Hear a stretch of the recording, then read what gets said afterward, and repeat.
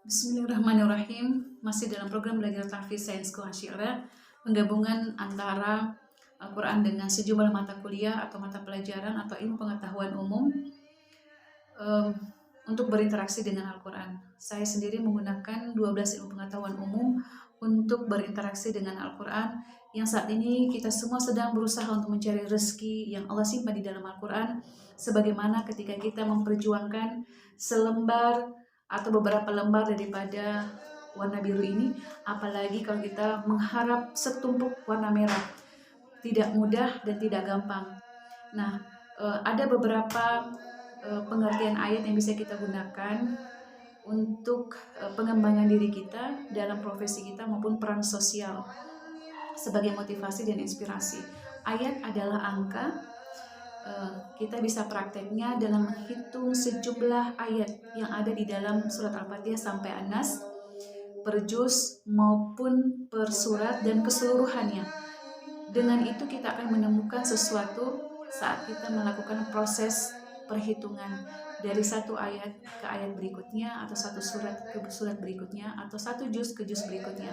Ada sesuatu yang Allah akan berikan di situ dan tidak mungkin atau tidak biasa ditemukan di media sosial atau di tempat kajian umum. Silahkan datang berkunjung ke Al-Quran. Yang kedua, ayat adalah huruf. Ada sifat dan makhraj atau tempat pengucapannya yang memberikan nasihat kepada kita.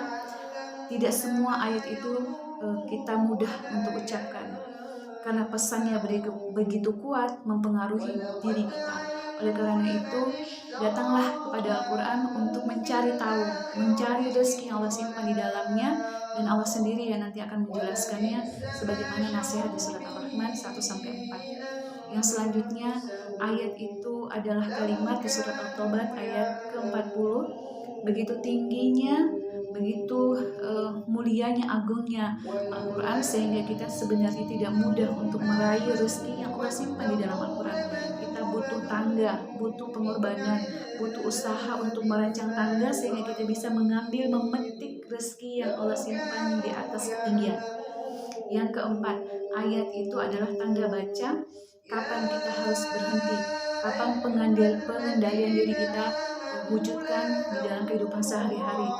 Itu juga menjadi nasihat atau inspirasi kita di dalam belajar tentang kecerdasan emosional. Yang kelima, ayat itu adalah arti. Ketika kita membaca Bismillahirrahmanirrahim, lalu kita mengartikan dengan menyebut nama Allah yang Maha Pengasih dan Maha Penyayang.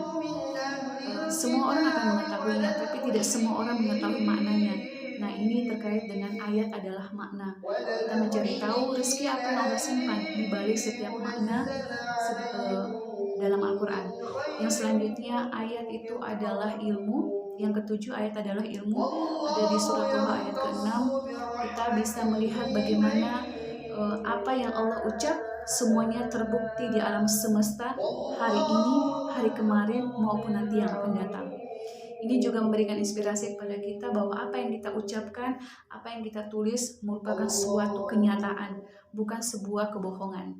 Yang selanjutnya, yang kedelapan, ayat adalah sesuatu yang tidak kelihatan di dalam Al-Quran secara nyata, tetapi kita akan bisa menyentuhnya dengan iman, atau kita bisa melihatnya dengan mata hati, dan itu tidak bisa diwakili oleh hati orang lain. Silahkan datang berkunjung ke Al-Quran.